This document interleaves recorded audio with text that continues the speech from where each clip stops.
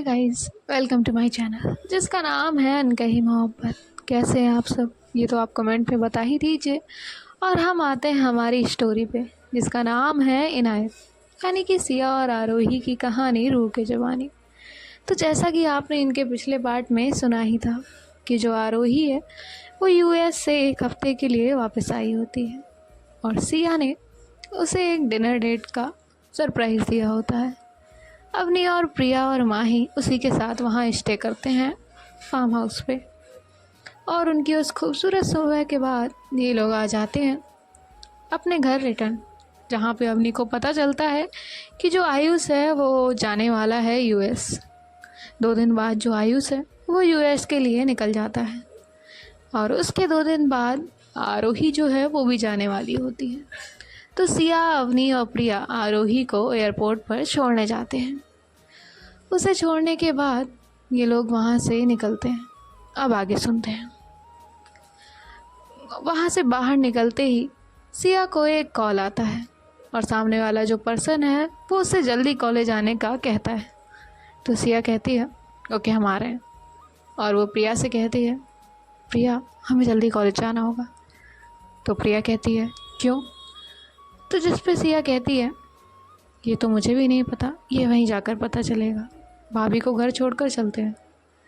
तो अवनी कहती है आप लोग चले जाइए, मैं चली जाऊंगी। तो सिया कहती है नहीं भाभी, हम आपको ड्रॉप कर देंगे, फिर हम लोग चले जाएंगे। फिर प्रिया और सिया आगे बैठ जाते हैं और अवनी पीछे। और कुछ देर के बाद सिया अवनी को घर पर ड्रॉप करके कॉलेज के लिए चली जाती है। कॉलेज पहुंचते ही वो देखती है कि ग्राउंड में भीड़ लगी हुई है।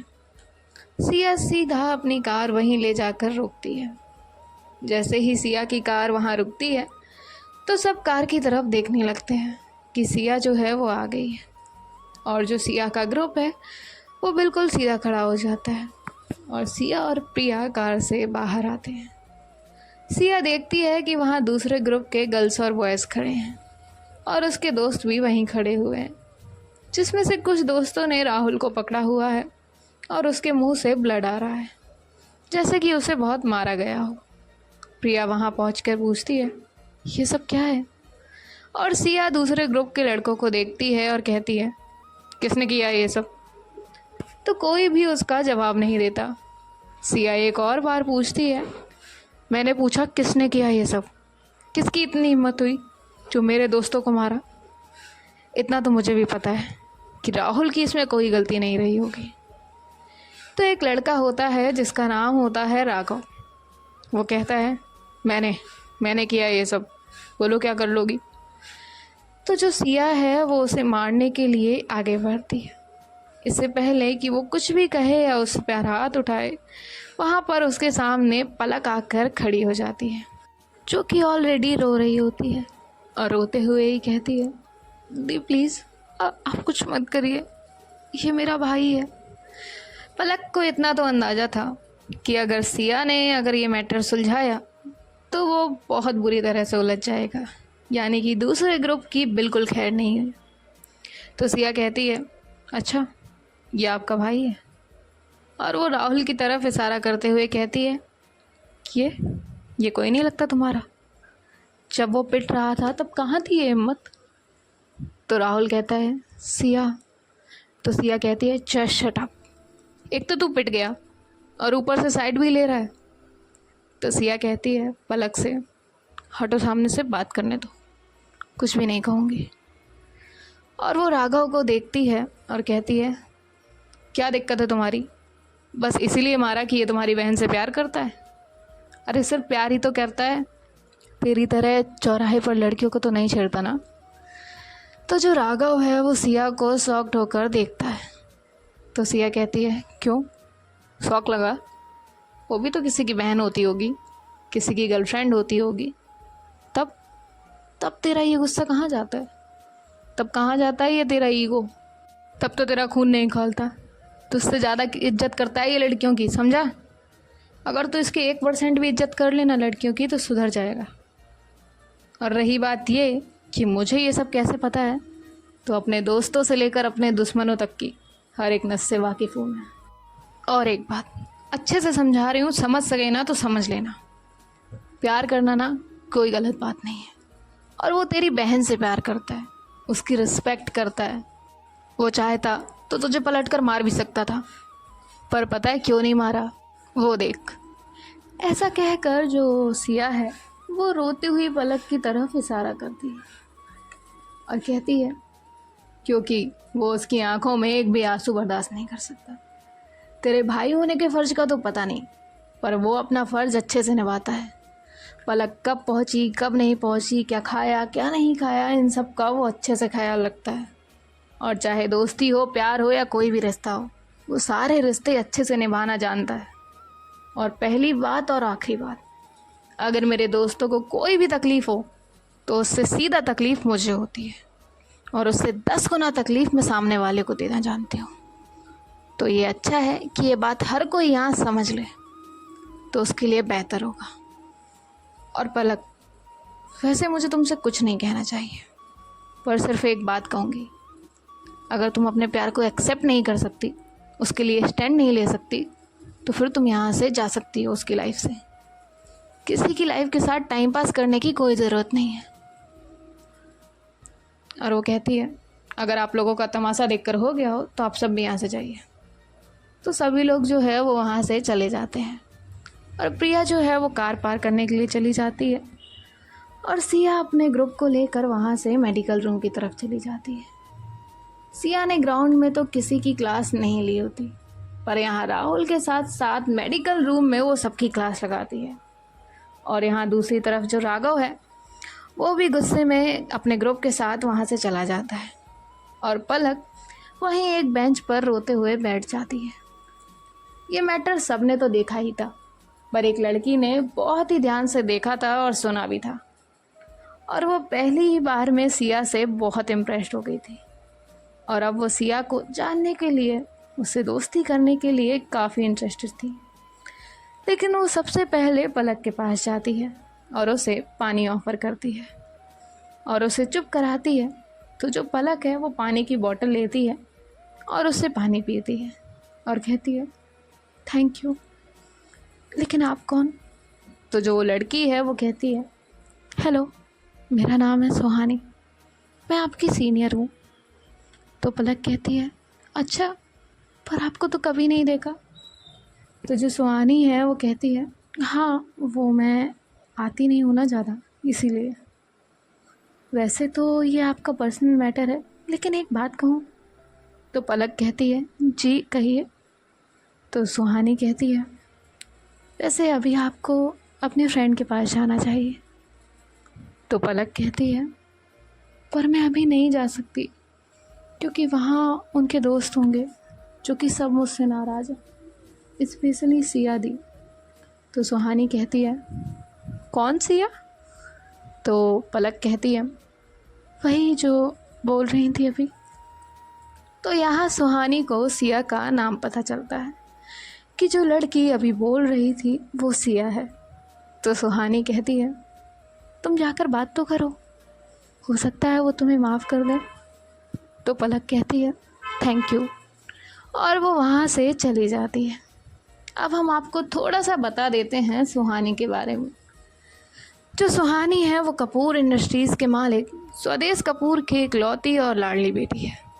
सुहानी अपनी मर्जी की मालिक है, अच्छी तो है पर साथ ही साथ बहुत ज़िद्दी भी है, यानी कि उसे जो चाहिए वो चाहिए, ऐसा एटीट्यूड रखने वाली है सुहानी।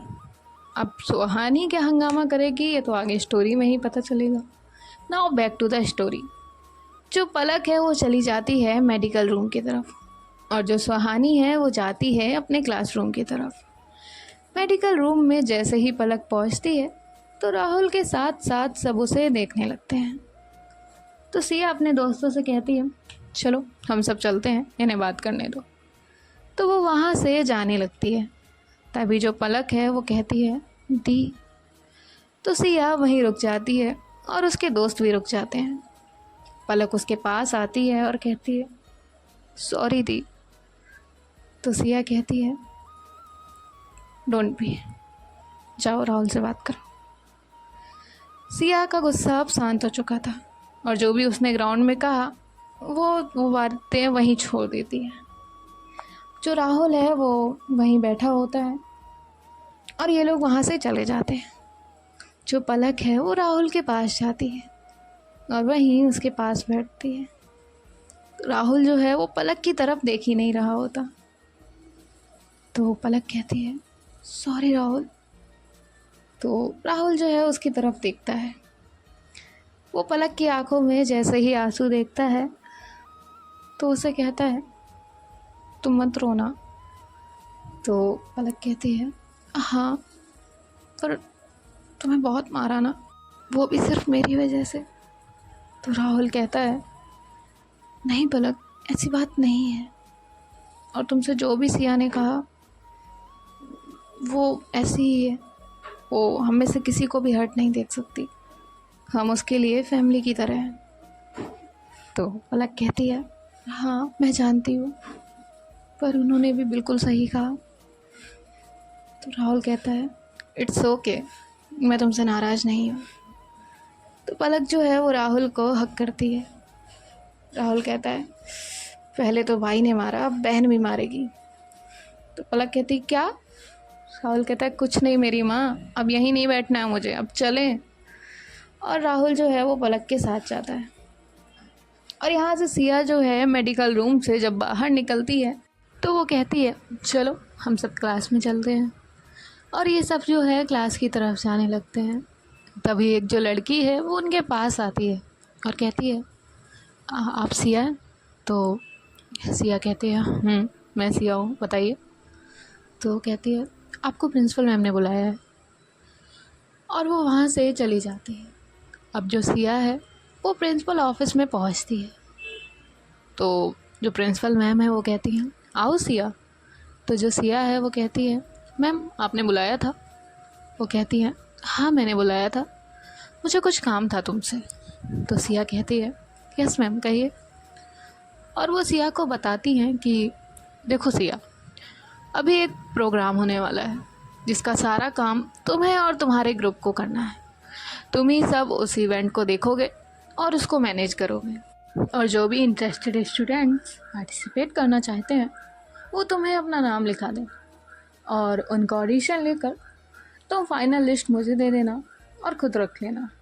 अगर कोई टीचर भी इस प्रोग्राम में पार्टिसिपेट करना चाहे तो तुम उनसे कह सकती हो। सिया कहती है, ओके मैम, हो जाएगा। और फिर सिया वहाँ से जाने लगती है। तो प्रिंसिपल मैम कहती हैं, और हाँ सिया, आज पीसफुली झगड़ा सॉल्व करने के लिए थैंक यू सो मच। और वो ये बात स्माइल के साथ कहती हैं। तो जो सिया है वो कहती है, मैम कौन है जो आपको मेरी हर इन्फॉर्मेशन देता है, बस एक बार खातिरदारी करने का मौका दीजिएगा। तो जो प्रिंसिपल मैम है वो कहती हैं, वो तो नहीं पता चलेगा बेटा। फिर सिया जो है वो वहाँ से चली जाती है। अब जो सिया है वो क्लासरूम में पहुँचती है और देखती है कि वहाँ प्रोफेसर पढ़ा रही हैं। तो सिया जो है वो परमिशन लेकर अंदर जाती है और लेक्चर ख़त्म होने के बाद अपने ग्रुप के साथ बाहर चली जाती है। और वहाँ से निकलकर वो लोग सीधा कैंटीन की तरफ जाते हैं और कैंटीन में पहुंचकर अपने लिए कुछ कुछ खाने को ऑर्डर करते हैं। जब तक उनका ऑर्डर आता है तब तक सिया उन्हें बताती है कि मैम ने हम सबको एक काम दिया है। और वो प्रिंसिपल रूम में हुई सारी बातें बताती है और सारे दोस्तों को उनके काम भी डिवाइड कर देती है। अब ये लोग जो हैं, इनका लंच है वो आ जाता है और ये सब लंच साथ में करते हैं। और सिया एक दोस्त को भेज देती है कि वो राहुल को घर छोड़ आए। और कुछ लोग प्रोग्राम का प्रिंट आउट निकलवा कर हर नोटिस बोर्ड पर लगा देते हैं और फिर अपने अपने घर चले जाते हैं। और जो प्रिया है वो सिया के साथ घर जाने के लिए निकल जाती है। अब जो प्रिया है वो सिया से कहती है, तुझे क्या लगता है अब ये राघव शांत बैठेगा? तो सिया कहती है, बैठेगा शांत तो उसका फ़ायदा है, लेकिन अब कुछ किया उसने तो उसे कोई चांस नहीं मिलेगा, क्योंकि अगर मेरे दोस्तों से कोई कुछ कहे तो वो सीधा बात मेरे दिल पे लगती है। फिर जो सिया है वो प्रिया को घर ड्रॉप करती है और बाद में अपने घर पहुंचती है। घर पहुंचने के बाद सिया अपनी मॉम को आवाज़ लगाती है, माँ कहाँ हैं आप? तो अवनी कहती है, सिया मॉम अभी घर पर नहीं है। वो उसे बताती है कि जो मॉम है वो 2 दिन के लिए घर से बाहर गई हुई है। तो सिया कहती है अच्छा ठीक है भाभी, आपने खाना खाया?